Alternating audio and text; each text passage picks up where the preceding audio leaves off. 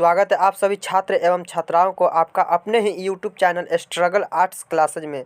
प्यारे छात्र एवं छात्राओं, मैं आप लोगों के सामने आज जो चैप्टर पढ़ाने वाला हूँ वह बालकृष्ण भट्ट जी के द्वारा लिखा गया, जिस चैप्टर का टाइटल है, शीर्षक है बातचीत।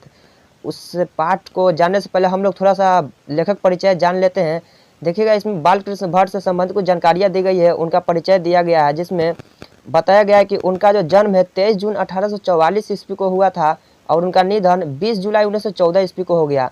आपके एग्जाम में लेखक से संबंधित लेखक परिचय भी पिछले न जाने कई बार पूछा गया और पूछा भी जाता है और पूछा भी जाएगा। इनका निवास स्थान की अगर हम बात करें तो इनका निवास स्थान इलाहाबाद उत्तर प्रदेश में है। इनकी जो माता है वह माता का नाम पार्वती देवी एवं पिता बेनी प्रसाद भट्ट है। इनके जो पिता थे वह एक व्यापारी थे, व्यापारी जैसा कि आप लोग समझ सकते हैं। और उनकी माता जो थी एक संस्कृत महिला थी, जिन्होंने बालकृष्ण भट्ट के मन में अध्ययन की रुचि एवं लालसा जगाई। कहने का मतलब हो गया कि बालकृष्ण भट्ट को अध्ययन करने के लिए, पढ़ाई करने के लिए प्रेरित किए, उनको उत्साह जगाई। आगे देखिएगा, इसमें उनकी शिक्षा दीक्षा के बारे में कुछ जान लेते हैं। उनकी शिक्षा जो है, प्रारंभ में संस्कृत का अध्ययन 1867 में प्रयाग के मिशन स्कूल में एंट्रेंस की परीक्षा दी। आपसे यह भी पूछा जाता है कि वो जो है किस समय एंट्रेंस की परीक्षा दी, तो 1867 ईस्वी में दिए। इस पॉइंट को आप लोगों को याद रखना है। और देखते हैं इनकी कुछ वृत्ति के बारे में जान लेते हैं। चलिए इनकी कुछ वृत्ति के बारे में जानते हैं। 1869 से 1875 तक प्रयाग के मिशन स्कूल में अध्यापन। कहने का मतलब हो गया कि 1869 से 75 तक कितने 6 साल हो गए। 6 साल ये लगातार एक प्रयाग के मिशन स्कूल था, उसमें लगातार ये अध्यापन रहे। और उसके बाद 1885 ईस्वी में देखिएगा CAB स्कूल में संस्कृत का अध्यापन। और 1888 में प्रयाग की कायस्थ पाठशाला इंटर कॉलेज में अध्यापन नियुक्त, किंतु उग्र स्वभाव के कारण नौकरी छोड़नी पड़ी और उसके बाद से लेखक कार्य पर ही निर्भर रहे। मतलब कुछ इनका उग्र स्वभाव था, जिनके कारण क्या हुआ कि उनको नौकरी छोड़ना पड़ा और फिर ये लेखक कार्य पर ही निर्भर रहे। यानी कि कविता हो, कहानी हो, निबंध हो, जो भी हो लिखते रहे और इसी पर निर्भर रहे और लगातार ये लिखते भी गए। और इनकी बहुत सारे कविता हो, कहानी हो, निबंध भी प्रकाशित हुए हैं, जिसके बारे में आगे जानेंगे। चलिए इनके कुछ विशेष परिस्थिति जान लेते हैं कि इनका परिस्थिति किस तरह का रहा। किसी का भी घर का परिस्थिति कुछ बिगड़ जाता है, कुछ सही रहता है। जैसे इनके परिस्थिति के बारे में जानते हैं, चलिए देखते हैं। इनकी जो विशेष परिस्थिति रही, पिता के क्या लिखा हुआ, पिता के निधनोपरांत के पैतृक व्यापार संभालने के नाम पर गृह कलह का सामना। यानी चलिए इसको समझते हैं। मतलब जो पिता का निधन हो गया तो इनका घर का जो स्थिति था वह बिगड़ गया, बहुत ही खराब हो गया, जिसके कारण क्या हुआ, इनके घर में कलह आ गया। कलह जैसा कि आप लोग समझ सकते हैं, काफ़ी ज़्यादा कलह आ गया। तो ये संघर्ष करते रहे और क्या कि फिर एक दिन अपने मुकाम भी हासिल किए और सभी कलह का सामना भी किया। आगे देखिएगा, पैतृक घर छोड़कर घोर आर्थिक संकट से जूझते हुए हिम्मत से काम लिया और साहित्य के प्रति समर्पित रहे। देखो, आप लोगों को हम पहले भी बताए हैं कि यह हार नहीं माने। कितने लोग होते हैं जो अपने बहुत सारे सामना करना पड़ता है दुखों का, तो वह हार मान जाते हैं। लेकिन ये बालकृष्ण भट्ट एक ऐसे लेखक थे जो हार नहीं माने, अपने जीवन में लगातार प्रयत्न करते रहे, प्रयास करते रहे। कितने प्रकार की समस्याएं भी आए, आर्थिक संकट भी आए, उनसे जूझते रहे, उनकी सामना करते रहे और एक दिन ऐसा हुआ कि ये अपने मुकाम भी हासिल किए।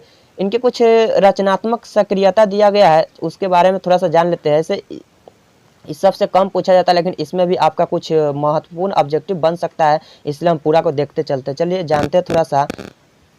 भारतेंदु हरिश्चंद्र की प्रेरणा से हिंदी वर्धिनी सभा प्रयाग की ओर से 1877 में 1800 कब, तो 1877 में हिंदी प्रदीप।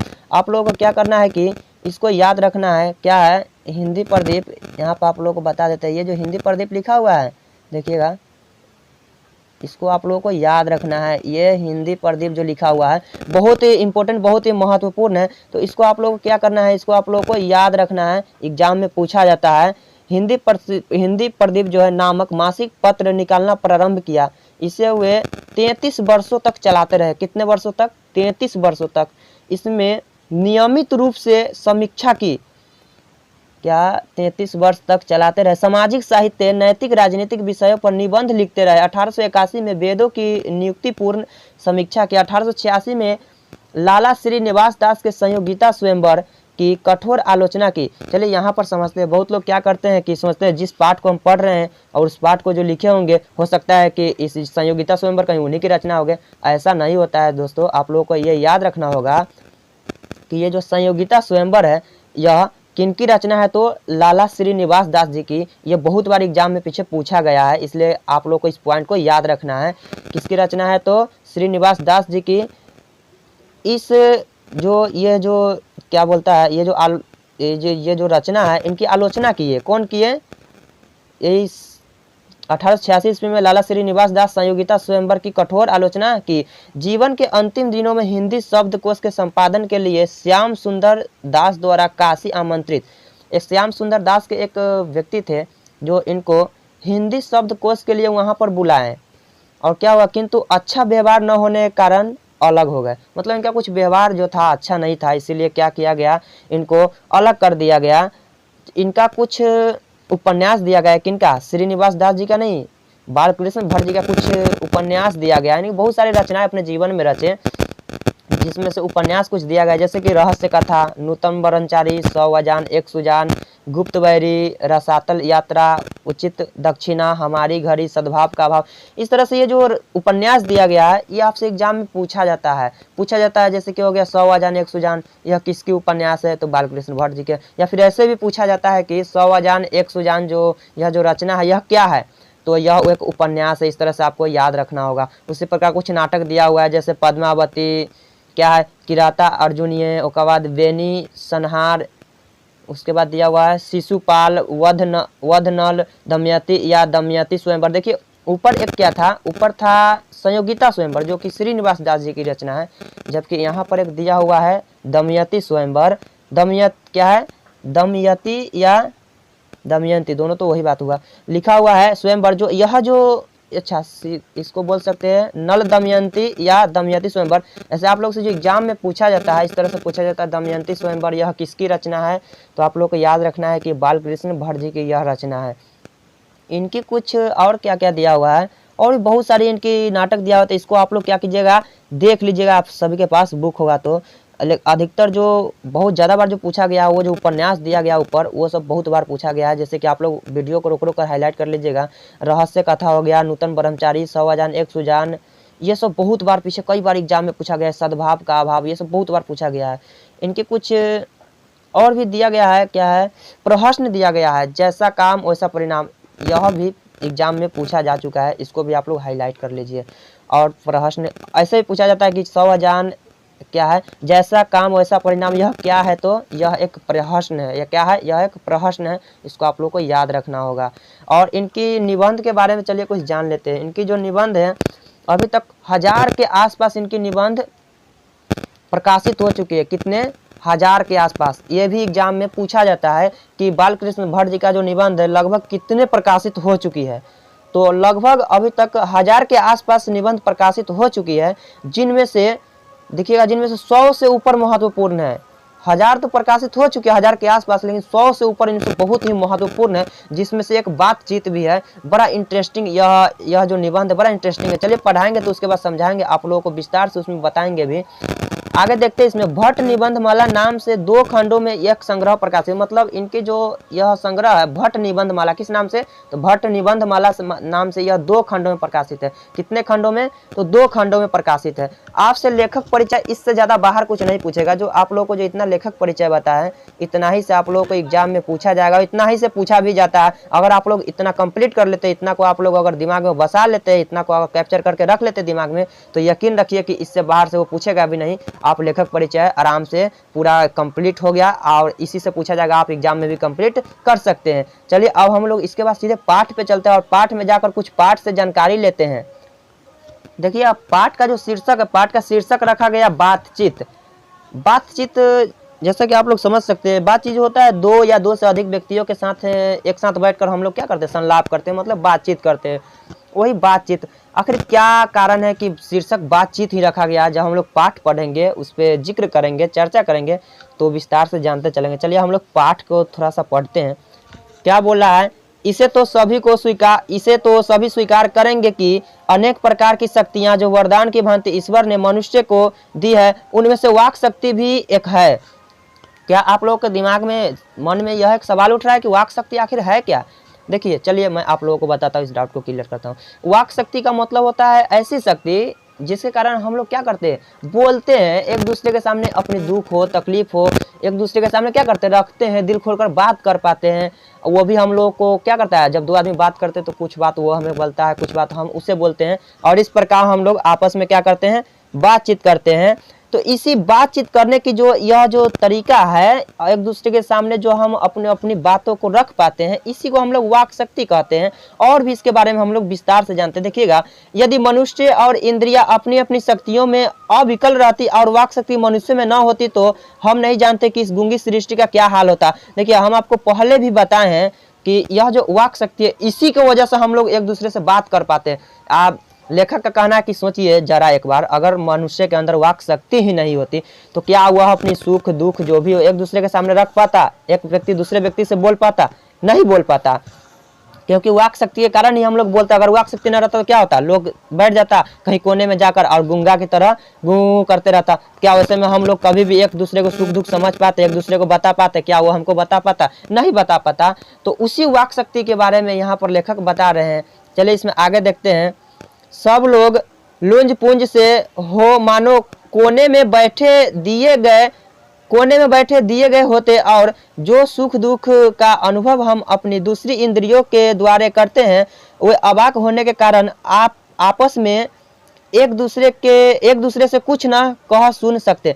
मतलब वही बात हुआ, अगर वाक शक्ति ही नहीं होती क्या होता, सभी लोग कोने में बैठे रहते, इधर उधर बैठे रहते और गूंगे की तरह बता की तरह आपस में मतलब बोलते, लेकिन कभी एक दूसरे के सामने सुख दुख कुछ भी अनुभव कर पाते? नहीं कर पाते। उसी बात को लेखक यहाँ पर समझाने की कोशिश कर रहे हैं। हमें आशा है कि आप लोगों को भी समझ में आ रही होगी। चलिए और आगे देखते हैं। इस वाक शक्ति के अनेक फायदे में स्पीच और वक्तृता और बातचीत दोनों हैं। चलिए इसमें देखिए लेखक क्या बोले, बातचीत भी दो तरह से होता है, एक स्पीच के माध्यम से और दूसरा एक वक्तृता और स्पीच। मतलब कि एक वो स्पीच होता है, जो स्पीच मतलब समझ सकते हैं, जो भाषण होता है, जो कभी कभी भाषण दिया नहीं जाता, उसी को बोलते हैं स्पीच। और एक बोलता है वक्तृता, मतलब दो व्यक्ति आपस में जो बातचीत करते, संलाप करते उसको। चलिए इस दोनों के बारे में जानते हैं कि किसकी कितना वैल्यू है, किसकी कितना खासियत है, और किस बातचीत का होना अनिवार्य है, किसमें ज़्यादा इंटरेस्टिंग, किसमें ज़्यादा मजा आता है। देखिएगा पहले हम लोग इसमें स्पीच के बारे में जानते हैं, जो कि भाषण होता है। देखते हैं, किंतु स्पीच से बातचीत का ढंग ही निराला है। मतलब समझ रहे हैं, जो मजा हम लोगों को बातचीत करने में मिलता है, आपस में दो लोग जो बात करते हैं, बात करते करते में जितना उसमें हंसी आता है, कुछ भी बात करते करते कुछ भी बोल देते, कितना मजा आता है, वो स्पीच में कहाँ हो पाता है। वही बोल रहा है कि बातचीत का ढंग ही निराला है। बातचीत में वक्ता को नाज नखरा जाहिर करने का मौका नहीं दिया जाता है कि वह बड़े अंदाज में गिन कर पांव रखता हुआ पुलपिट पर जा खड़ा हो और क्या लिखा हुआ है, पुण्याह वाचन या नांदी पाठ की भांति घड़ियों तक साहबान मजलिस चेयरमैन लेडीज एवं जेंटलमैन की बहुत सी स्तुति करावे और तब की तरह वक्तृता का आरंभ करें। देखिए इसको हम समझाते हैं, आप लोग को ऐसे ना समझ में आएगा। इसमें थोड़ा सा हार्ड लिख दिया गया है। ये कहने का मतलब हो गया कि स्पीच पर लोग जाते हैं, क्या करते हैं, एक एक पैर डोली में डेग धरे उठाता है, वहां पर से धीरे धीरे स्टेज पर पहुंचता है। स्टेज पर पहुंचने के बाद क्या करता है, उनको कुछ सोचना पड़ता है, ऐसे बात बोलना पड़ता है जिससे लोगों को हंसी लगा सके, ताकि लोग हंस सकते, क्योंकि उस पर क्या किया जाता है, कुछ ऐसे बातें बोला जाता है, ऐसे बातों को छोड़ दिया जाता है जिससे लोगों को हंसी आता है। उसी बात को यहाँ पर बता रहे हैं, जबकि ये सारी बातचीत में नहीं है, ये केवल स्पीच में ही देखने को मिलता है। अभी देखिएगा स्पीच में और क्या क्या बोल रहा है। उसके बाद जहाँ कोई मर्म या नोक की चुटीली बात वक्ता महाशय के मुख से निकली कि ताली ध्वनि से कमरा गूंज उठा। मतलब देखिए स्टेज क्या होता है, स्टेज पर चढ़ जाता है लोग, वहाँ पर कुछ ऐसे बातों को बोलता है कि सामने तो हजारों की संख्या में लोग खड़ा होते हैं, कुछ ऐसे बातें वहाँ पर बोल देते हैं जिससे लोग क्या करते हैं, एक बार सीधे हंसते, अब बस हो गया, ताली बजाकर फिर चुप हो जाता है। इस तरह से वहाँ पर बातों को वहाँ पर छोड़ा जाता है। इसीलिए वक्ता को क्या लिखा हुआ, इसलिए वक्ता को काम ख्वाह ढूंढ कर कोई ऐसा मौका अपनी वक्तृता में लाना ही पड़ता है जिसमें करतल ध्वनि अवश्य हो। मतलब उसको ऐसी कुछ बातों को वहां पर बोलना पड़ता है, ऐसी कुछ बातों को वहां पर रखना पड़ता है जिससे जो वहां पर हजारों की संख्या में जो लोग जुटी हुई है उनको लगे कि हाँ हम भाषण में यहाँ पर खड़े हैं, वो हंस सके और ये उनको हंसा सके। ये सब केवल स्पीच में ही देखने को मिलता है। जबकि अगर हम यहाँ पर बात करें, अगर बातचीत के जो दो लोग आपस में करते हैं उसमें ऐसी कुछ देखने को नहीं मिलता है। चलिए वही देखिएगा, आगे हम जानते हैं बातचीत के बारे में। अब क्या बालकृष्ण भट्ट बताना चाहते हैं, बोलते हैं कि वहीं हमारी साधारण बातचीत कुछ ऐसा घरेलू ढंग है कि उसमें न करतल ध्वनि का कोई मौका है, न लोगों के कहे उड़ाने की कोई बात ही रहती है। हम दो आदमी प्रेम पूर्वक संलाप कर रहे होते हैं, कई चुटकुली बात आ गई, हंस पड़े। देखिएगा, इसको अब हम समझाते हैं।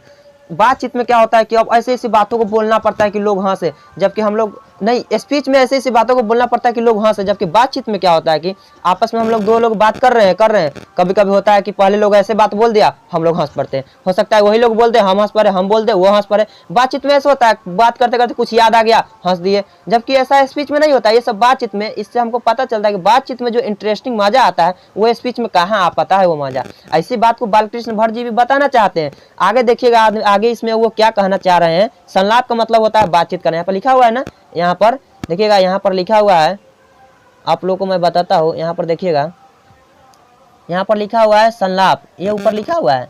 इस संलाप का मतलब कि हम दो आदमी प्रेम पूर्वक संलाप करते हैं, मतलब इसका मतलब होता है आपस में प्रेम पूर्वक, मतलब शांति ढंग से बैठकर शांति ढंग से बातचीत करना। देखिए आगे, कोई चुटकुला बात कही गई, हंस पड़े, ये तो आपको बता दिए। अच्छा आगे देखिए, मुस्कुराहट से होठों का केवल फर्क उठना ही इस हंसी की अंतिम सीमा है। आगे देखिए, स्पीच का उद्देश्य सुनने वालों के मन में जोश और उत्साह पैदा कर देना है। घरेलू बातचीत मन रमाने का ढंग है। उसमें स्पीच की वह संजीदगी बेकदर हो, धक्के की खाती फिरती है। देखिए, इसका मतलब हम समझाते, समझिए। स्पीच में क्या होता है कि वहाँ पर कुछ ऐसी बातों को रखा जाता है जिससे वहाँ पर लोगों को हंसी आता है। मतलब जो पीछे इससे पहले जो आप लोगों को हम बात बताए, स्पीच में वही होता है। जबकि अगर हम बातचीत की बात करें तो क्या होता है, अगर मान लीजिए आपस में दो लोग बात कर रहा है, हम लोग हो सकता है कि स्पीच में खुल कर हंसते हैं। जबकि बातचीत में क्या होता है, अगर दोनों होठ अगर खुल भी जाए तो समझिए कि यह भी हंसी का कोई सीमा नहीं रहता है। इसी बात को लेखक यहाँ पर समझाने की कोशिश कर रहे हैं। आगे देखिएगा, जहां आदमी की, अगला पैसेज में देखिएगा, जहां आदमी की अपनी जिंदगी मजेदार बनाने के लिए खाने पीने चलने फिरने आदि की जरूरत है, वहां बातचीत की भी उसकी अत्यंत आवश्यकता है। देखिए, जितना लोगों को खाने की, पीने की, फिरने, इधर उधर घूमने की जो जरूरत पड़ता है, उतना ही इंसान के जिंदगी में बातचीत भी जरूरत है। बातचीत भी उतना ही जरूरत है। आगे देखिएगा, जो कुछ मवाद या धुआं जमा रहता है वह बातचीत के जरिए भाप बनकर निकल पड़ता है। क्या इस बात को आपको समझ में आया? नहीं समझ में आया? चलिए हम समझाते हैं ना, समझ में आया तो फिर से पढ़ते हैं इसको। जहां आदमी की अपनी जिंदगी मजेदार बनाने के लिए पीने, खाने, फिरने आदि की जरूरत है, वहां बातचीत की भी उसकी अत्यंत आवश्यकता है। जो मवाद या धुआं बनकर जमा रहता है वो बातचीत के जरिए निकल पड़ता है। चित्त हल्का और स्वच्छ परम आनंद में मग्न हो जाता है। चलिए, कहने का मतलब हो गया, हम लोग क्या करते हैं, आपस में दो लोग बैठकर बात करते हैं, कुछ उनके दिल में कुछ दुख तकलीफ रहता है, कुछ इनके दिल में दुख तकलीफ रहता है। क्या होता है, कुछ बात हम उनके सामने रखते हैं, कुछ बात वो हम मेरे सामने रखते हैं। क्या होता है कि आपस में हम दोनों बात करते हैं, जो भी दुख तकलीफ रहता है एक दूसरे के सामने रख पाते हैं। इससे क्या होता है कि मेरे प्रति उनके मन में कुछ दुख है, उनके प्रति मेरे मन में कुछ दुख है। क्या इस तरह से रखे रहेंगे तो क्या होगा कि इस तरह से दुश्मनी पलते जाएगा। लेकिन क्या होगा कि अगर हम लोग आपस में बातचीत करके अपनी बातों को वहाँ पर रख देंगे ना, तो मन में जो बात रहेगा ना, चाहे जो भी गलत बात हो सही बात हो, सब निकल जाता है। इससे क्या होता है कि मन हल्का और स्वच्छ हो जाता है। यहाँ पर इस बात को आप लोग ध्यान रखिएगा, जो कुछ मवाद या धुआं बनकर जमा रहता है वो बातचीत के जरिए निकल पड़ता है। आपसे एग्जाम में अगर पूछा जाए कि जो कुछ मवाद या धुआं बनकर जमा रहता है वो कैसे निकल पड़ता है, तो बातचीत के जरिए। याद रहेगा, जो कुछ मवाद या धुआं बनकर जमा रहता है वो कैसे निकल पड़ता है, तो बातचीत के जरिए। इस बात को आप लोगों को याद रखना पड़ेगा। थोड़ा आप लोग बने रहिएगा वीडियो के साथ, थोड़ी सी इस पे और आप लोगों को जाना नहीं है। चलिए उसी को थोड़ा सा और समझाने की हम कोशिश करते हैं। जैसे देखिए, क्या होता है कि एक व्यक्ति दूसरे व्यक्ति को जाकर बोल दिया कि तुम्हारा बारे में तो बड़ा ऐसे बोले तो हुआ, और बिचला क्या करेगा, उधर भी बोल दिया, इधर भी आकर बोलेगा तुम्हारा बारे में तो बड़ा ऐसे बोले, तो अब क्या हुआ कि दोनों में दुश्मनी पल गया। अब वो मुंह फुलाकर उधर बैठ गया, ये मुंह फुलाकर इधर बैठ गया। ऐसे में क्या होता है कि मुंह फुलाने से दोनों में आपस में दुश्मनी पड़ गया। जब तक हम दोनों एक साथ बैठेंगे नहीं, क्या इधर ऐसे ऐसे मुंह फुला देंगे, उस बात का कोई समस्या का समाधान निकल पाएगा? तो क्या करेंगे, हम लोग आपस में आएंगे, बातचीत करेंगे, कुछ भी जो दुख तकलीफ बात करेंगे, तब तो पता चल पाएगा क्या मन में दुख है, तकलीफ है, तब ना हम लोग उस बात को समाधान, समस्या का समाधान कर पाएंगे। तो वही बात लेखक यहाँ पर समझाना चाहते हैं। चलिए आगे थोड़ा सा देखते हैं इसमें कहाँ तक पढ़ लें। हाँ, बातचीत का भी खास तरह का मजा होता है। जिनको बातचीत करने की लत पड़ जाती है वे इसके पीछे खाना पीना तक छोड़ बैठते हैं। इस बात को समझिएगा, सही बात बोल रहे हैं लेखक। बातचीत का भी एक अजीब सा निराला ये होता है, ढंग होता है बातचीत करने की। अगर आपको अगर आदत लग गई, किसी से लत लग गई, तो यकीन मानिए कि आप उसके पीछे पागल भी हो सकते हैं। जी हाँ, बिल्कुल सही लेखक बताना चाह रहे हैं। अगर किसी से आपको बातचीत करने की आदत लग गई, अगर वह बिना बताए, बिना रीजन बताए, बिना वजह बताए अगर आपसे बात करना हुआ छोड़ दे, आपसे बात तक न करे, क्या उस समय आपके दिल पर क्या बीतेगा, क्या गुजरेगा, शायद इसे वही अनुभव कर सकते हैं, वही समझ सकते हैं जो इस दर्द से गुजरा हो। इसीलिए बोल रहे हैं लेखक कि बातचीत का जो यह ढंग बड़ा ही निराला होता है। अगर किसी से आदत पड़ जाए एकाएक और वो आपसे बात न करे, तो उस समय लोग कि दिल पे क्या गुजरता है, क्या बीतता है, केवल वही अनुभव कर सकता है। आगे देखते हैं। अपना बड़ा हर्ज कर देना उन्हें पसंद आता है। अपना सब कुछ अर्पित कर देता है उसके पीछे, बात करने के पीछे, खाना पीना सब कुछ छोड़ देता है। यहाँ तक कि इस समय दिन हुआ रात हुआ, दिन दुगुना रात चौगुना सब कर देता है, बात करते रह जाता है। मतलब पता ही नहीं चलता कब रात हुआ और कब दिन हुआ, लगातार बात ही करते रह जाता है। इसीलिए लेखक बोलते हैं कि बातचीत का लत ही बड़ा निराला होता है। लोग अगर बातचीत करने की आदत लगा दें तो उसके पीछे लोग न जाने क्या क्या कर जाते हैं। यहाँ तक कि लोग आत्महत्या करने तक भी तुल जाते हैं। जैसा कि आप लोग भी गांव समाज से हैं और हम भी गांव समाज से, आप समझ सकते हैं। चलिएगा आगे देखते हैं, आगे इसमें क्या बोल रहे हैं लेखक। कहाँ तक थे, बातचीत का इसके पीछे खाना पीना। हाँ देखिएगा, अपना बड़ा हर्ज कर देना उन्हें पसंद आता है, पर वे बातचीत का मजा नहीं खोना चाहते। देखिएगा, मतलब अपना सब कुछ अर्पित कर सकता है, यहाँ तक मर भी सकता है, लेकिन बातचीत का मजा नहीं खोना चाहेगा। बेहुदा सा आज के समय में बहुत ऐसा देखने को मिलता है। चलिएगा आगे इसमें समझाते हैं, आप लोग भी समझ सकते हैं, आप लोग भी इसी तरह से इसी उम्र से गुजर रहे हैं। ठीक है, रामबिशन क्रूसो का किस्सा बहुधा लोगों ने पढ़ा होगा। बहुधा मत कहे तो बहुत लोगों ने पढ़ा होगा। देखिए रामबिशन क्रूसो, अब ये ना सोचे कि रामबिशन क्रूसो ये कौन है, रामबिशन क्या है। रामबिशन क्रूसो ये एक व्यक्ति है जिनके बारे में बहुत लोगों ने सुना होगा, पढ़ा होगा, जानता होगा। शायद आप नहीं जानते, तो चलिए आप लोगों को हम जानते हैं, इनके बारे में कुछ बताते हैं। यह क्या है कि यह एक व्यक्ति है जो 16 वर्षों तक लगातार ये जंगल में रहे हैं। 16 वर्षों तक ये किसी भी व्यक्ति का मुंह तक नहीं देखे। जी हाँ, यह बिल्कुल सत्य है। 16 वर्ष तक मनुष्य का मुख देखने को भी नहीं मिला रामबिशन क्रूसो को।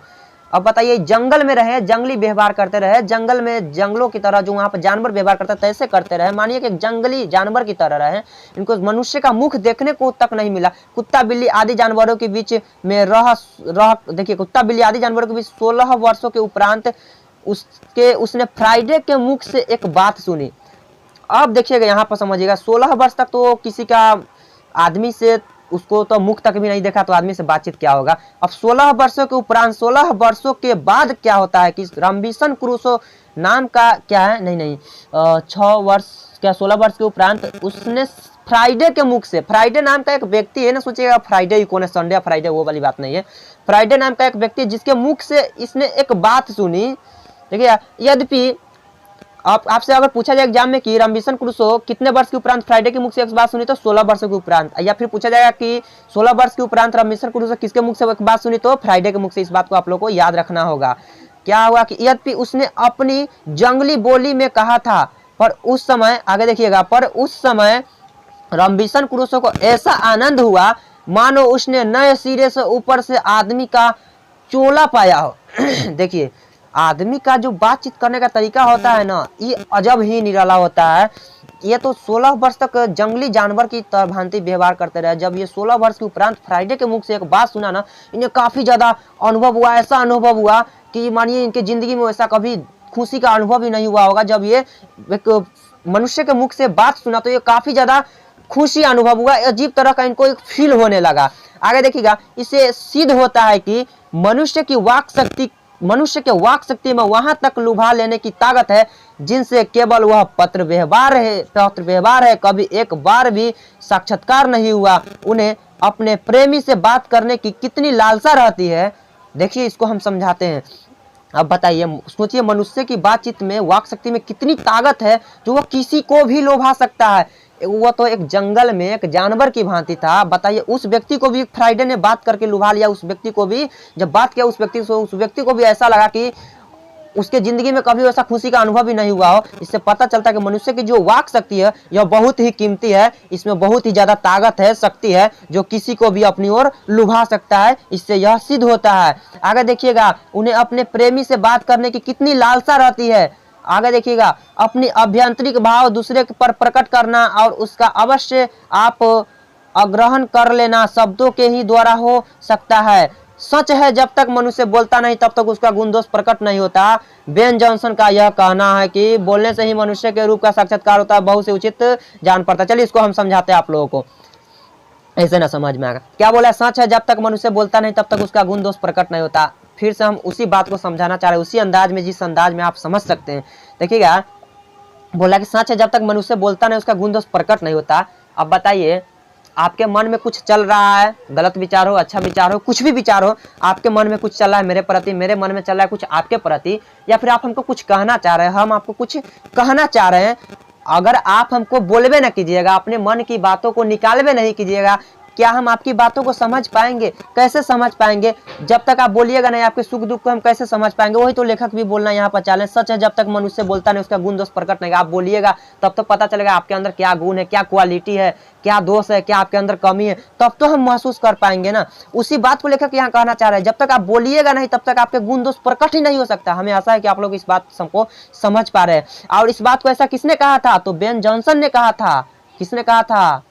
नहीं, इधर समझिएगा। बेन जॉनसन का यह कहना है कि बोलने से ही मनुष्य के रूप का साक्षात्कार होता है। आपसे एग्जाम में पूछा गया है, कितने बार पूछा भी जाएगा कि बोलने से मनुष्य के रूप का साक्षात्कार होता है। यह किसने कहा? तो यह बेन जॉनसन ने कहा था। किसने कहा था?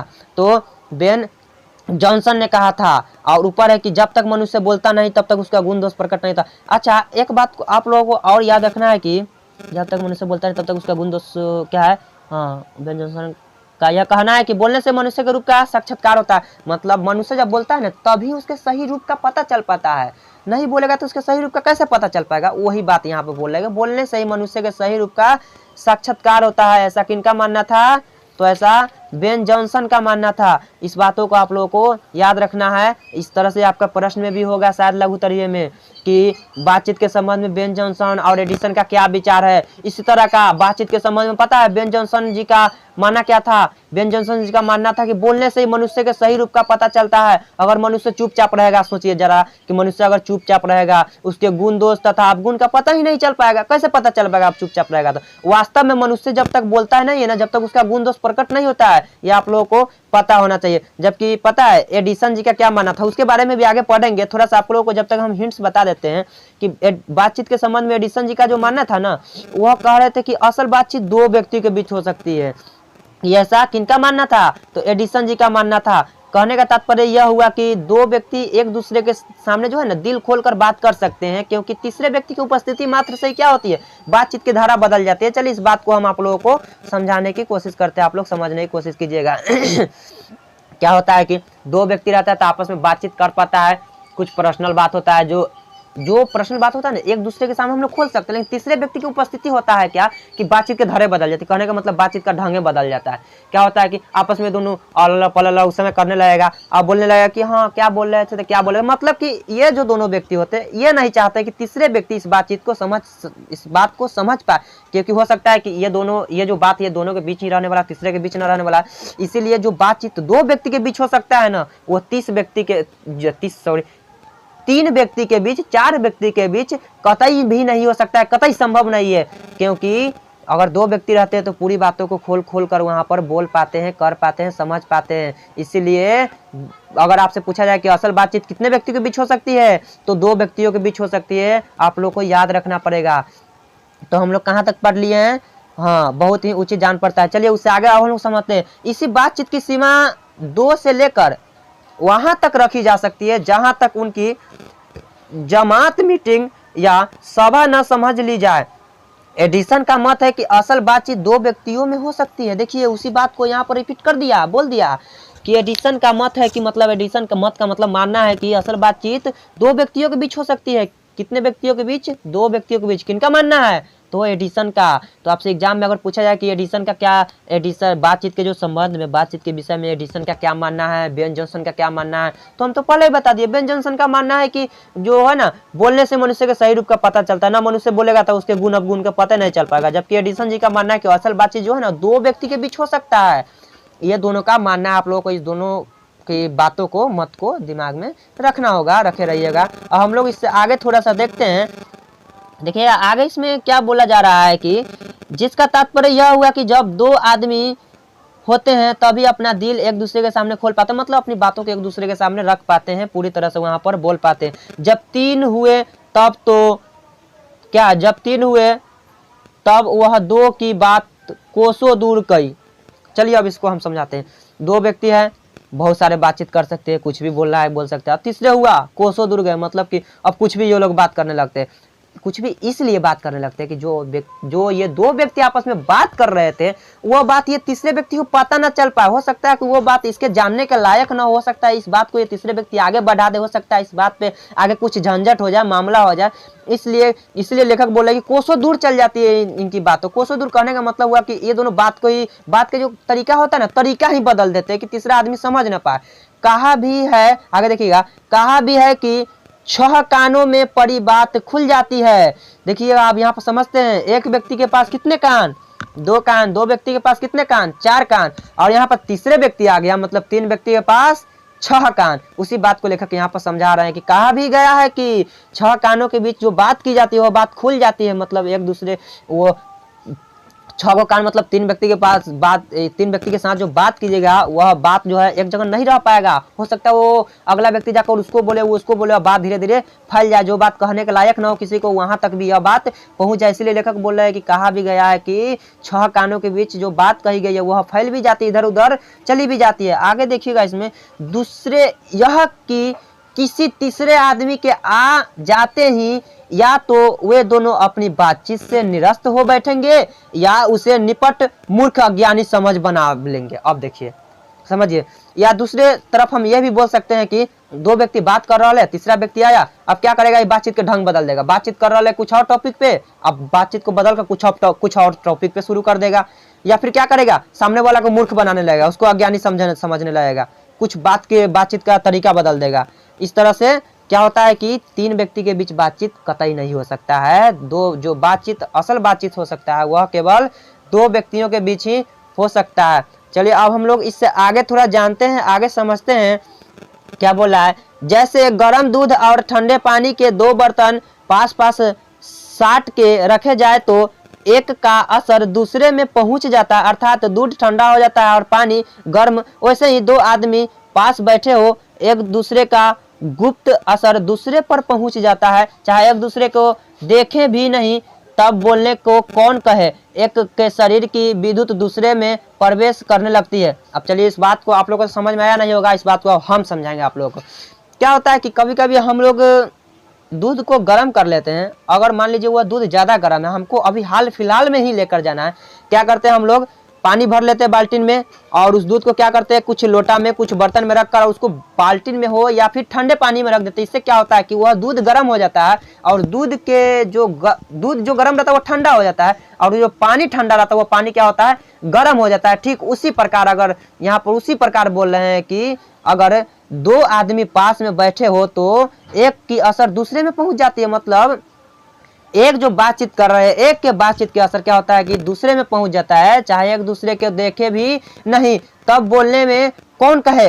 एक की क्या है, एक की शरीर की विद्युत दूसरे में पहुंचने लगती है। ठीक उसी प्रकार जिस प्रकार दूध के बदला पानी गर्म हो जाता है, पानी ठार रहता है गर्म हो जाता है, और ये दूध गर्म रहता है, दूध क्या होता है इस समय ठार हो जाता है। ठीक उसी प्रकार लेखक यहाँ पर उसके दूध और पानी की एग्जाम्पल देकर यहाँ पर इंसान के 2 बातचीत करने की बातों को समझाने के प्रयास कर रहे हैं। हमें उम्मीद है कि आप लोग को इस बात को समझ में भी आ रहा होगा। आगे देखते हैं, जब पास बैठने का इतना असर होता है तब बातचीत में कितना अधिक असर होगा। अब सोचिए, जब पास बैठने का इतना असर होता है तो बातचीत करने में कितना असर होगा। इसे कौन ना स्वीकार करेगा, इसे कौन ना स्वीकार करेगा, आप बताइए। देखिए आगे, अस्तु अब इस बात को 3 आदमियों के साथ देखना चाहिए। चलिए अब 2 आदमी के बीच बहुत हम लोग देखे, बहुत सारा एग्जाम्पल भी दिए। चलिए इस बात को हम 3 लोगों के बीच तो थोड़ा सा देखते हैं, 3 लोगों के बीच कैसे होता है और किस प्रकार से बातचीत हो पाता है, क्या क्या होता है। देखिए, मानो एक त्रिकोण सा बन जाता है, मानो एक त्रिकोण सा बन जाता है। तीनों चित्त मानो तीनों कोण है और तीनों की मनोवृत्ति की प्रसरण की धारा मानो उस त्रिकोण की रेखाएं हैं। समझ रहे हैं आप, इस बात को समझ रहे हैं। उसके बाद क्या, गुप चुप असर तो उन तीनों में परस्पर होती है जो बातचीत 3 में की गई है, जो बातचीत 3 में की गई वह मानो अंगूठी में नग सी जर जाती है। उपरांत जब 4 आदमी हुए तब बेत क्या लिखा हुआ है, बेत कल्लूफी को बिल्कुल स्थान नहीं रहता। देखिए अब इस बात को पूरा हम समझाते हैं, आप लोगों को समझिएगा। कहने का तात्पर्य यहाँ पर हो गया, जो बात 2 व्यक्तियों के बीच हो सकती है वह बात इधर उधर जल्दी फैलती नहीं है, क्योंकि दोनों व्यक्ति क्या होता है कि आपस में बात को रख सकते हैं। लेकिन जब तीसरे व्यक्ति की उपस्थिति हो जाए, तीसरे व्यक्ति के बीच कहाँ वह बात हो पाता है, वह तो त्रिकोण की तरह बन जाती है। वह बात क्या एक जगह रह पाएगा, वह बात तुरंत ही इधर से इधर हो जाएगा और हम लोग क्या 3 आदमी के बीच बात भी नहीं कर पाएंगे। क्या हो सकता है कि हम यह बात केवल दूसरे कहने वाले, तीसरे को ना कहने वाले, उसको सुनने वाला भी ना हो सकता है, उसको बुरा लग जाए तो हम बोलेंगे भी नहीं, बात को मन ही मन रख लेंगे। इस प्रकार 3 व्यक्ति के बीच बात को हो पाएगा, 4 व्यक्ति के बीच भी नहीं हो पाएगा। वही लेखक यहाँ पे बताना चाह रहे हैं। अब इसी को हम लोग आगे भी पढ़ेंगे, आगे थोड़ा सा समझेंगे, आगे जानेंगे इससे आगे। देखिएगा 4 व्यक्ति तक हम लोग आ चुके हैं। आगे देखिएगा, जो कुछ बातचीत की जाएगी वह फॉर्मेलिटी, गौरव और संजीदगी के लक्ष्य में सनी हुई होगी। 4 से अधिक की बातचीत तो केवल राम रमौल कहलाएगी। अब समझिए, 4 से अधिक की बातचीत तो केवल राम रमौल कहलाएगी।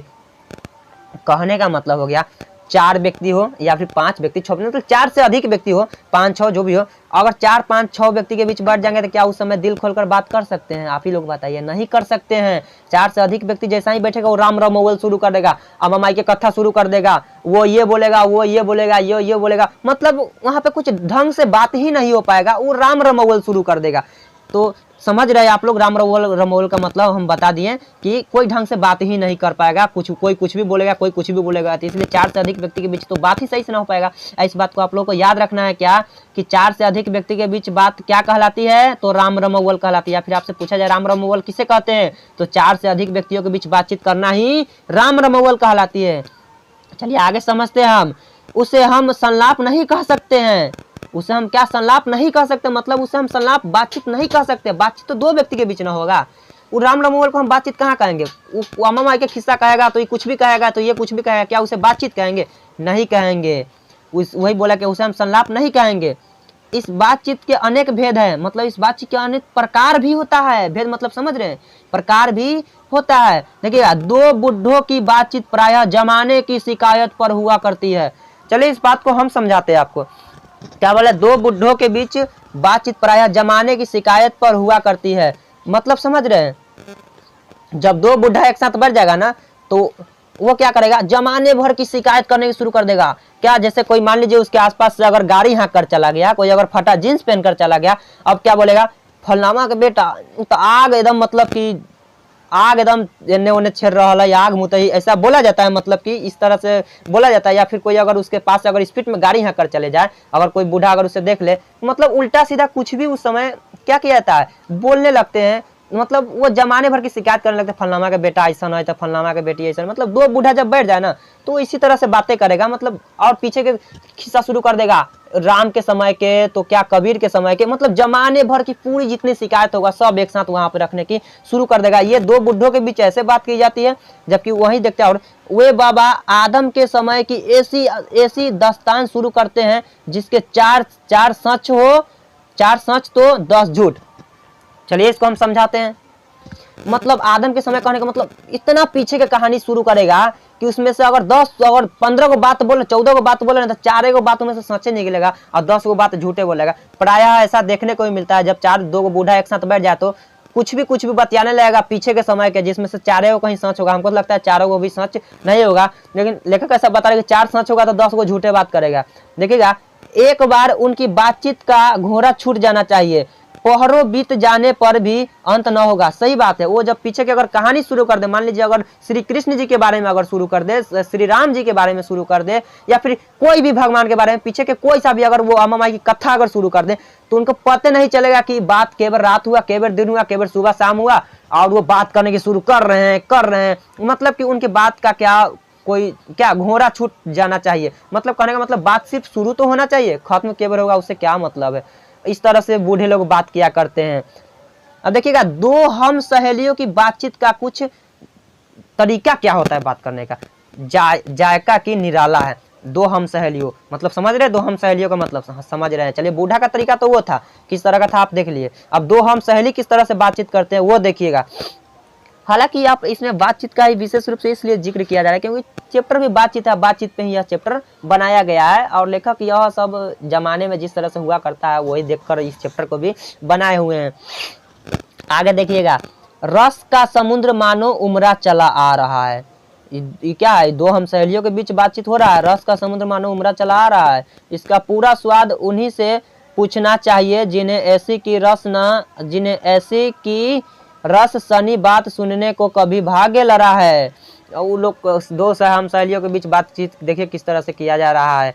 वहीं अगर हम दूसरी तरफ देखें, 2 बुढ़ियों के बीच बातचीत का मुख्य प्रहर, बुढ़िया जानते हैं, वो बुढ़वा ऊपर बताया है बूढ़ा, और उसके बाद सहेलियों। आप देखिएगा यहाँ पर 2 बुढ़िया जब एक साथ बैठती है तो किस तरह से बात करती है। देखिए, 2 बुढ़ियों की बातचीत का मुख्य प्रहरण, बहू बेटियों वाली हुई तो अपनी बहुओं या बेटियों की गिला शिकवा करेगी, गिला शिकवा होगा, या फिर बिरादराने का कोई ऐसा रमरसरा छोड़ बैठेंगी कि यह बात करते करते अंत में खोड़े। देखिए, इसको हम समझाते हैं।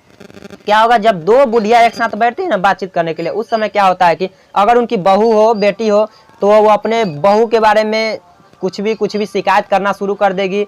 अब वो बोलेगी कि मेरी बहू तो ऐसी है, वो बोलेगी मेरी बहू ऐसी। मतलब आप लोग भी गांव समाज से समझ सकते हैं इस बात को कि 2 बुढ़िया जब एक साथ बैठती है ना, तो वो किस तरह से अपनी बातों को करना शुरू करती है। हालांकि ऐसा देखने को भी मिलता है, जब 2 बुढ़ी एक साथ बैठती है तो मुंह तो बंद रहता नहीं है, ऐसे भी औरत लोग का, ये तो आप लोगों को पता भी है, और अपनी बहू के बारे में शिकायत करना शुरू कर देगी। इस तरह से ऐसे वहां पर बातें करना शुरू कर देगी। ये बुढ़िया लोग ऐसे बात करती है। आगे देखिएगा इसमें और क्या है। आगे देखिएगा, लड़कों की बातचीत, खिलाड़ी हुए तो अपनी अपनी तारीफ करने के बाद वे कोई सलाह गांठेंगे जिससे उनको अपनी शैतानी जाहिर करने का पूरा मौका मिले। देखिए, वो बुढ़वा पे हो गया, बुढ़िया पे भी हो गया, सहेली पे भी होगा। देखिए, अगर लड़का हो, अगर बातचीत करे 2 एक साथ मिलकर, वो क्या करेगा, वो जिस चीज का खिलाड़ी रहेगा, जिस चीज में उसे ज्यादा इंटरेस्ट मिलेगा, जिस चीज में ज्यादा मन लगेगा, अब उसी टॉपिक पे ये शुरू करेगा। क्या करेगा, अपनी तारीफ करना शुरू कर देगा। वही होगा 2 सच 5 झूठ, और अपनी तारीफ करना क्या करेगा, लड़का लोग शुरू कर देगा अपनी तारीफ करना वहां पर, और जिससे उनके क्या हो, शैतानी जाहिर करने का पूरा मौका मिले, शैतानी हरकत करने का पूरा मौका मिले। देखिएगा, स्कूल के लड़कों की बातचीत का उद्देश्य अपने उस्ताद की शिकायत या तारीफ, या अपने सहपाठियों में किसी के गुण अवगुण का कथोपकथन होता है। देखिए, मतलब क्या होता है कि अगर स्कूल का हुआ लड़का है तो स्कूल में अपने या तो अपने टीचर के बारे में, सहपाठी के बारे में, जो भी हो, या तो उनके बारे में शिकायत शुरू कर देगा, या फिर उनके बारे में अच्छाई शुरू कर देगा। ऐसा हो सकता है उसके बारे में गुण बताने लगे, हो सकता है उसके बारे में आप गुण बताने लगे। ये स्कूल के लड़के लोग ऐसे करते हैं। आगे देखिए, पढ़ने में कोई लड़का तेज हुआ तो कभी अपने सामने दूसरे को कुछ न गिनेगा। पढ़ने में अगर लड़का तेज हुआ तो दूसरे के सामने कभी कुछ न गिनेगा। सुस्त और बोधा हुआ तो दबी बिल्ली का सा स्कूल भर को अपना गुरु ही मानेगा। अब हम समझाते हैं इस बात को, मतलब आपको न समझ में आया तो चलिए, क्या बोले, अगर लड़का वो अगर तेज निकल गया ना, क्या होगा, तेज निकल गया तो अपने आप को काबिल समझने लगेगा। होता है ऐसा, बहुत सारा स्कूल में हो, कोचिंग में बहुत सारा ऐसे देखने को मिलता है। लेकिन अगर वही लड़का अगर थोड़ा सा तेज ना होकर थोड़ा सा बुड़बक निकल जाए, होता है कोई सुस्त मंद भी होता है, तो वो क्या करेगा, सभी स्कूल के सभी लड़कों से डरेगा, थोड़ा डर कर रहेगा। अगले आदमी कुछ भी बोलेगा भी तो वो सह कर रह जाएगा। मतलब सभी स्कूल के सबको अपना, ये जो कमजोर लड़का होता है सबको सबसे डरने लगता है, वो सभी को अपना गुरु ही समझने लगता है। वो लोग भी क्या करते हैं, कमजोर लड़के पर अपना दबाव डालने लगते हैं। इस तरह से होता है स्कूल में। इसके अलावा बातचीत की और बहुत सी किस्में हैं। हम कितना बता, बातचीत के इतना सारा प्रकार बता दिए, बुढ़वा हो, बुढ़िया हो, सहेली हो, लड़का हो, अब स्कूल में किस तरह से बातचीत, ऐसे वैसे, इस तरह से हम बहुत बता दिए। मतलब बातचीत की बहुत सारी किस्में होती है, बहुत किस्में का तो बहुत प्रकार होती है। अब कितना प्रकार बताए, इतना प्रकार बता दी तो हमें आशा ही नहीं, उम्मीद है कि कुछ तो आप लोगों को समझ में आया होगा। आगे इसी में देखते हैं, राज काज की बात, व्यापार संबंधित बातचीत, दो मित्रों में प्रेमालाप इत्यादि। मतलब अब दो व्यापारी है तो अपने व्यापारी से संबंधित में बातचीत करेगा कि और कुछ बातचीत करेगा तो वो लोगों का बात अलग होता है। आगे देखिए, हमारे देश में अशिक्षित लोगों की बतकही होती है। अशिक्षित लोगों की, जो जिसके पास शिक्षा ना हो, जो अशिक्षित हो, जो बिल्कुल एक जानवर की भांति हो। जिसके पास शिक्षा, कहा जाता है जिसके पास शिक्षा ना हो तो वो एक जानवर की भांति है। वही बोल रहे हैं कि अशिक्षित, हमारे देश में अशिक्षित लोगों की बतकही होती है। लड़कों, आगे देखिएगा, लड़की लड़के वालों की ओर से एक एक आदमी बिचवई होकर दोनों में विवाह संबंध की बातचीत करते हैं। देखिए हम समझाते हैं इसको। क्या होता है कि जब लड़का लड़की का शादी होता है तो बीच में एक अगुआ बन जाता है। गांव देहात में क्या उसको बोला जाता है, अगुआ बोला जाता है। वही बोले कि जब शादी होता है तो लड़का की ओर से, लड़की की ओर से एक अगुआ बन जाता है, जो बीच में क्या करता है, बिचवाई करता है। मतलब इधर की बात इधर, इधर की बात इधर, जो अगुआ होता है, जो बीच में थोड़ा बहुत घूसखोरी का भी काम करता है, उसी के बारे में आपको बताने का प्रयास किया जा रहा है। आगे देखिएगा, उस दिन से बिरादरी वालों को जाहिर कर दिया जाता है कि अमुक लड़की का अमुक लड़के के साथ विवाह पक्का हो गया है और यह रस्म बड़े उत्सव के साथ की जाएगी। चंडू खाने की बातचीत भी निराली होती है। निदान बात करने के अनेक प्रकार के ढंग है। चलिए इस बात को हम समझाते हैं, सीधे आगे नहीं बढ़ेंगे जब तक ना समझेंगे। पहले इस बात को हम समझाते हैं। क्या होता है कि बीच में एक अगुआ बन जाता है, लड़का की ओर से लड़की की ओर से बात को बढ़ाएगा, इधर से इधर करेगा, इधर से इधर। जब बात पक्की हो जाएगी कि हाँ, तो क्या होता है कि ढोलक पीट दिया जाता है कि फलना की बेटी की फलना के बेटा के साथ शुभ दिन निकाल दिया गया, इस दिन ये है, इस दिन ये है, पूजा है, मटकोरे, ऐसे वैसे क्या कहता है, डंका पीट दिया जाता है। उसी बात को लेखक यहाँ पर बताने की प्रयास कर रहे हैं। अब हम लोग थोड़ा सा आगे बढ़ेंगे, अब आगे हम लोग जानेंगे उससे आगे। आप लोग वीडियो को छोड़कर जाइएगा नहीं जब तक कि पूरा वीडियो खत्म न हो जाए। चलिएगा अब इसमें आगे देखते हैं हम लोग। देखिएगा, यूरोप के लोगों में बात करने का हुनर है। यूरोप के लोगों में बात करने का हुनर है। अब यहाँ पर इस बात को समझिए कि बड़ी इंपॉर्टेंट बात है। यहाँ पर यूरोप के लोगों में बात करने का हुनर है। आर्ट ऑफ कन्वर्सेशन यहाँ तक बढ़ा है कि स्पीच और लेख दोनों इसे नहीं पाते। अब समझिए, जब हम लोग पीछे स्पीच और बातचीत की बात की है तो उसमें स्पीच को पीछे छोड़ के बातचीत को अच्छा बताएं, जबकि यहाँ पर बातचीत की, यूरोप के लोगों जो बातचीत का करने का तरीका है, ढंग है, हुनर है, वह बातचीत और स्पीच से भी अच्छा है। इतना सुंदर है कि जो लोग उस तरह से बात करते हैं वहाँ पर मोहे रह जाते हैं। इस तरह से सबसे अच्छा सुंदर बातचीत अगर कहीं होती है तो यूरोप के लोगों में होती है। देखिएगा, उसी बात को लेखक यहाँ पर बताने की क्या कर रहे हैं, प्रयास कर रहे हैं। समझिएगा इसको आगे। आर्ट ऑफ कन्वर्सेशन यहाँ तक बढ़ा है कि स्पीच और लेख दोनों में इसे नहीं पाते।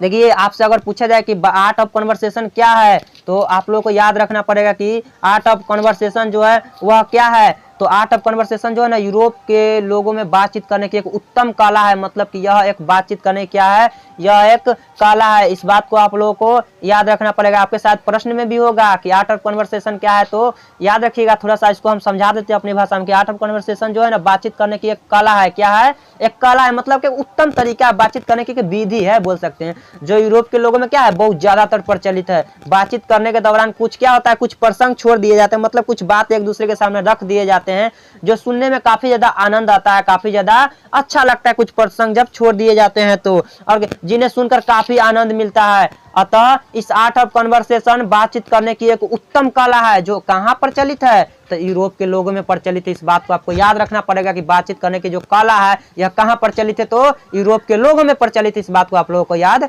रखना पड़ेगा। आर्ट ऑफ कन्वर्सेशन क्या है तो आप इस बात को भी लिख सकते हैं। हम पीछे बताए हैं, वीडियो को बैक करके आप वीडियो को रोक कर वहां पर भी लिख सकते हैं, समझ सकते हैं। इससे संबंधित कोई भी अगर दिक्कत हो, कोई समस्या है तो आप कमेंट भी कर सकते हो। उसको हम फिर से समझाने की पूरी कोशिश करेंगे, पूरी प्रयास करेंगे, संपूर्ण कोशिश रहेगा। आगे देखते हैं इसमें, इसकी पूर्ण शोभा काव्य कला प्रवीण विधत मंडली में है। ऐसे चतुराई के क्या बोलता है, ऐसे चतुराई के प्रसंग छोड़े जाते हैं जिन्हें सुनकर सुनकर कान में अत्यंत सुख मिलता है, बहुत ज़्यादा सुख मिलता है। अगर इसमें की पंक्ति ना समझ में आए तो पीछे आप उस बात को, जो हम बात बोले, उसको रोक कर आप समझ सकते हैं, उसका मतलब ये होगा। ऐसे भी किताब में थोड़ा सा हार्ड वर्ड, हार्ड शब्द का इस्तेमाल किया गया है, जो समझना थोड़ा सा मुश्किल होता है। उसी बात को आपको हम समझाएं, पीछे आप पंक्ति को, वीडियो को रोक कर उस पंक्ति को आप लिख सकते हैं और समझ सकते हैं।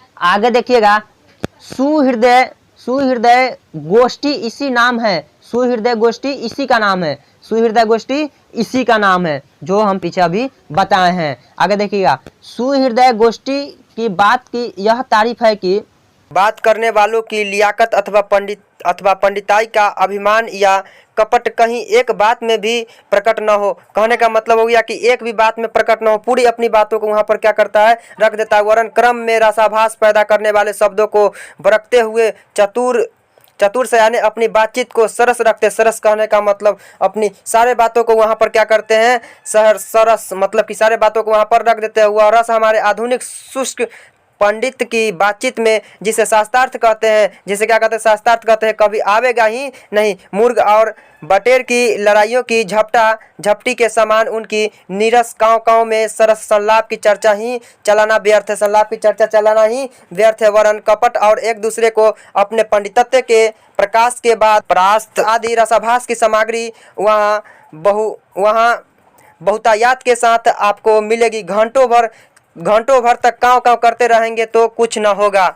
बड़ी बड़ी कंपनी और कारखाने आदि बड़े से बड़े काम इसी तरह पहले 2-4 दिली दोस्तों की बातचीत से शुरू किए गए। कहने का मतलब हो गया कि इसी तरह से दो व्यक्ति क्या करते हैं, पहले बातचीत करते हैं, उसके बाद बातचीत करके पहले छोटे कंपनी खोलते हैं, कारखाने खोलते हैं। उसी प्रकार धीरे धीरे वह कंपनी कारखाने क्या होते हैं, बड़े हो जाते हैं और वहाँ के लोगों का जीविका चलने लगता है, मतलब जीवन जैसे तैसे उसी कंपनी के माध्यम से चलने लगता है। देखिएगा, उपरांत बढ़ते बढ़ते यहाँ तक बढ़े कि हजारों मनुष्य की उनसे जीविका चलने लगी। वही बात बताया, हजारों मनुष्य क्या होता है, जीविका चलने लगता है और साल में लाखों की आमदनी होने लगती है। क्या होता है, लाखों की आमदनी होने लगती है। पहले 2 लोग बात किए, फिर कंपनी खोले, उस कंपनी से क्या हुआ, कंपनी धीरे धीरे बड़ा हो गया, वहाँ के लोगों का क्या हुआ, जीविका भी चलने लगता है। इसलिए 2 लोगों की बात जो होता है इस प्रकार निराला होता है। बहुत सारे एग्जाम्पल देकर लेखक समझाने के प्रयास भी कर रहे हैं। आगे देखिएगा, 25 वर्ष के ऊपर वालों की बातचीत अवश्य ही कुछ न कुछ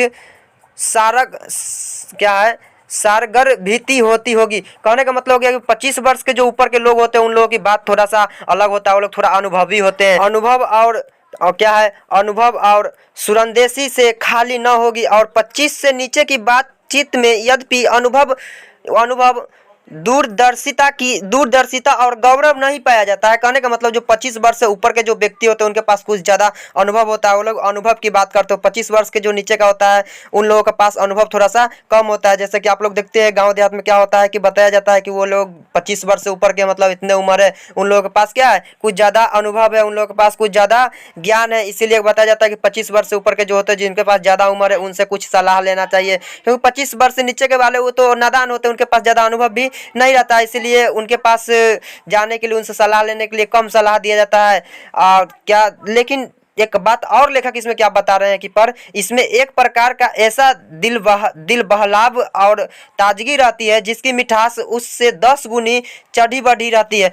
कहने का मतलब हो गया कि भले ही अनुभवी 25 वर्ष से ऊपर वाले व्यक्ति होते हैं, लेकिन जो बातचीत करने में मिठास, जो बातचीत करने में अनुभव जो 25 वर्ष से नीचे के लोगों में होता है वो 25 वर्ष से ऊपर के लोगों में नहीं होता है। यही बात लेखक बताना चाह रहे हैं। अब इससे आगे हम लोग देखेंगे, इससे आगे समझने की पूरी प्रयास करेंगे। ठीक है, यहाँ तक हमने बाहरी बातचीत का हाल लिखा है जिसमें दूसरे के फरीक के होने की बहुत आवश्यकता है। बिना किसी दूसरे मनुष्य के हुए जो किसी तरह संभव नहीं है, और जो 2 ही तरह का हो सकता है, या तो कोई हमारे यहाँ कृपा करे या हम जाकर दूसरे को कृतार्थ करें। अब कुछ बातचीत करना है और हम जब तक उसके यहाँ नहीं जाएंगे, या फिर हो सकता है वो मेरे यहाँ ना आए, क्या हम कैसे बात कर पाएंगे उस बातों को। तो वही बोल रहे हैं कि या तो हम उनके यहाँ जाने की कृपा करेंगे, या फिर वो मेरे यहाँ आने की कृतार्थ करेंगे, मेरे यहाँ आने की कृपा करेंगे, तभी तो बातचीत हो पाएगा और एक दूसरे के सामने बातों को रख पाएंगे। यह तो कोई हमारे यहाँ कृपा करेंगे या हम ही जाकर उस दूसरे के यहाँ कृतार्थ करेंगे, इस बात को तो बता दिए। पर यह सब तो उनकी पूरी दिलोजोई न हो सकती तो शिष्टाचार में त्रुटि हुई। त्रुटि मतलब कमी होता, आप समझ सकते हैं। अगर हम ही उनके यहाँ गए तो पहले तो बिना बुलाए जाना ही अनादर का मूल है। समझिएगा इस बात को। और जाने पर अपने मन की हकीक बर्ताव न किया जाए तो मानो दूसरे प्रकार का नया घाव हुआ। अब इस बात को हम समझाते हैं आपको, आप समझने की प्रयास कीजिए, हम समझाने की प्रयास करते हैं। देखिए बोल रहे हैं कि अगर कुछ बातें करना है तो हम उनके यहाँ जाएंगे या फिर वो मेरे यहाँ आएंगे। और अगर मान लीजिए यहाँ पे जो लेखक बोल रहा है कि अगर बिना बताए हम उनके यहाँ चल गए, बिना पूछे उनके यहाँ चल गए, इससे क्या होता है, वैल्यू कम हो जाता है, इज्जत डाउन होने लगता है।